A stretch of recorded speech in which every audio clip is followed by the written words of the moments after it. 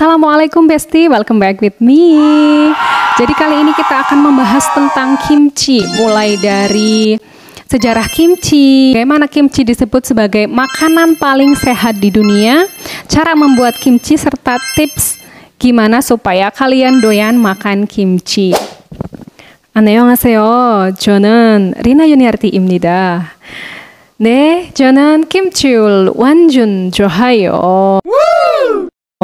Ya, jadi kalian yang terbiasa nonton drama Korea pasti sudah tidak asing lagi dengan kimchi karena mereka sering memperkenalkan kimchi baik di drama Korea maupun di berbagai reality show milik mereka.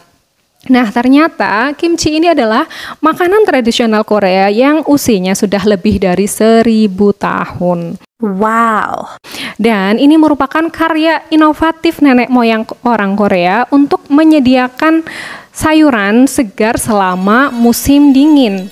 Nah, jadi intinya kimchi ini adalah sayuran yang diberi garam, kemudian difermentasi.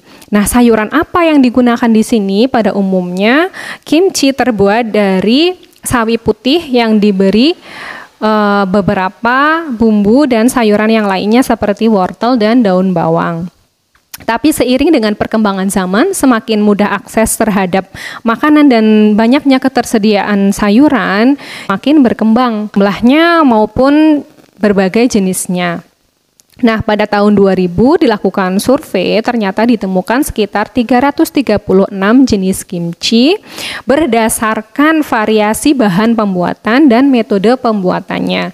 Sementara pada tahun 2013 itu dikelompokkan beberapa jenis kimchi berdasarkan bahannya. Yang pertama adalah kimchi kol, yang kedua adalah kimchi putih yang terbuat dari lobak, yang ketiga adalah kimchi putih dari lobak yang dipotong dadu, kemudian yang keempat adalah kimchi mentimun. Tapi sekarang sudah berbeda tahun, sudah berkembang zaman, pasti lebih banyak lagi variasi kimchi yang beredar di masyarakat.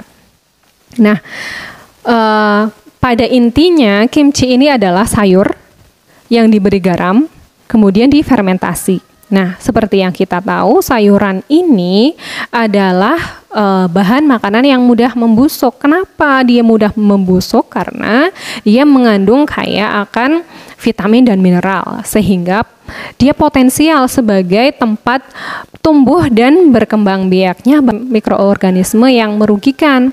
Merugikan, kenapa merugikan? Karena menyebabkan pembusukan. Untuk mencegah timbulnya bakteri yang menyebabkan kerusakan atau pembusukan ini, dilakukanlah penggaraman atau penambahan garam. Jadi garam ini berfungsi untuk merangsang aktivitas dan pertumbuhan mikroorganisme yang baik, yakni asam laktat.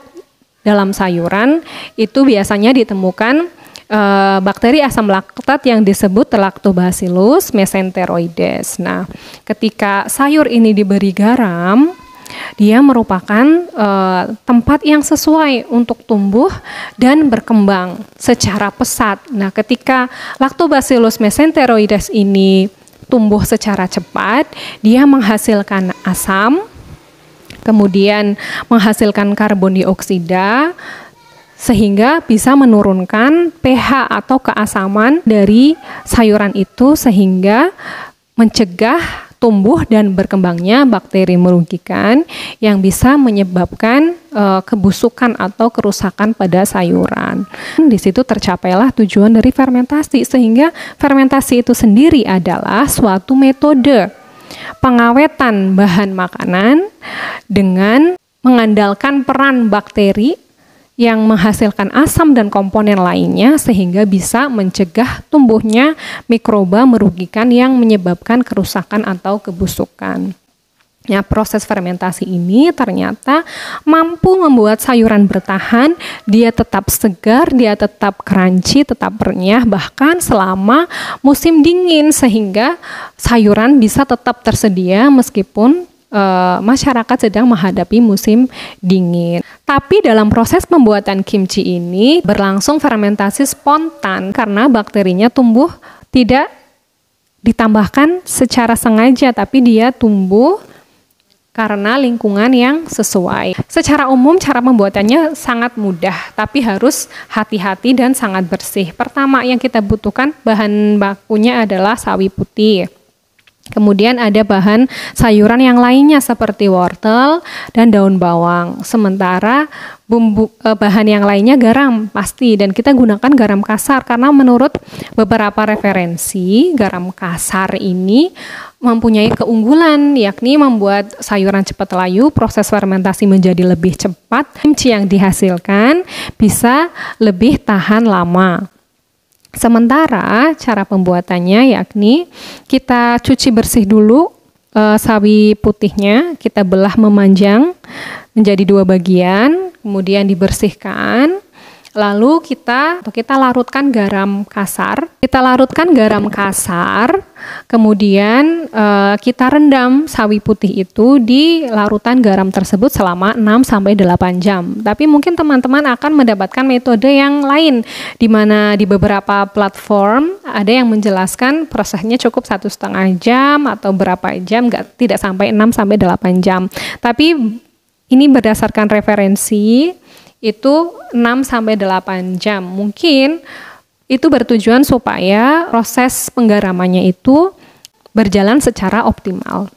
Setelah itu, sawi putihnya kita cuci sampai bersih, kemudian kita tiriskan sampai kering. Sementara itu, siapkan bumbu-bumbunya. Ini ada tepung beras, tapi ada juga referensi yang menyebutkan tepung terigu. Bisa opsional saja antara tepung terigu ataupun tepung beras. Tepung beras kita larutkan, kemudian panaskan, kita aduk saja sampai benar-benar rata saja. Kalau misalnya menggunakan tepung beras itu sampai tidak ada bagian dari tepung yang bergerindil. Kemudian kita diamkan sampai dingin, lalu kita campurkan dengan bumbu yang lainnya seperti bawang bombay, terus ada bawang merah, ada jahe, ada kecap ikan, ada bubuk cabai. Di sini boleh pakai bubuk cabai Korea maupun bubuk cabai lokal, ada wortel yang dipotong memanjang, dan ada daun bawang.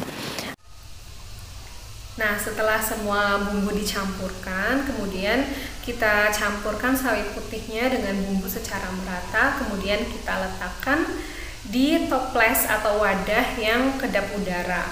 Kita biarkan dulu di suhu ruang selama sehari, kemudian setelah itu kita buka tutupnya sebentar saja, lalu kita tutup kembali dengan rapat, dan kita simpan di lemari pendingin selama 3 hari. Setelah itu baru boleh kita rasakan kimchinya. Nah, biasanya jika kalian tidak terbiasa dengan aroma bawang, kimchi ini cita rasanya sangat khas, baunya asam dan rasanya asam pedas serta bau bawang yang begitu kuat. Jika teman-teman tidak terbiasa, ada satu tips untuk kalian supaya bisa lebih bersahabat dengan rasa kimchi ini, yakni dengan cara memakannya bersama dengan mie instan. Ya, bukan berarti saya menganjurkan teman-teman untuk makan mie instan, tidak, tapi sebagai salah satu tips supaya kalian bisa doyan makan kimchi, yakni dengan memakannya bersama dengan mie instan. Dan setelah itu insya Allah akan lebih terbiasa merasakan cita rasa kimchi yang begitu strong dengan bawangnya. Dan ternyata kimchi ini mengandung probiotik karena Lactobacillus mesenteroides ini menurut beberapa referensi mempunyai fungsi probiotik yang diantaranya itu dapat memperlancar metabolisme, sehingga itu juga akan membuat kulit kita menjadi lebih sehat, badan kita menjadi lebih langsing, dan kulitnya menjadi lebih cerah atau glowing, ya, bukan putih ya, tapi cerah atau glowing. Ini merupakan salah satu kunci rahasia masyarakat Korea. Kenapa mereka bisa bening, langsing, dan glowing itu bukan hanya dari faktor luar, bukan hanya dari skincare-nya saja, tapi apa yang mereka makan pasti akan tercermin dalam keseluruhan dari fisik mereka, dan termasuk dari kulit mereka juga. Nah, itu dia pembahasan kita tentang kimchi. Mudah-mudahan bermanfaat untuk teman-teman semuanya. Jangan lupa like, komen, dan subscribe, serta dukung terus, support terus channel ini, dan supaya aku terus bersemangat bikin konten-konten yang bermanfaat buat kalian semua. Thank you so much for watching and see you on my next video. Bye!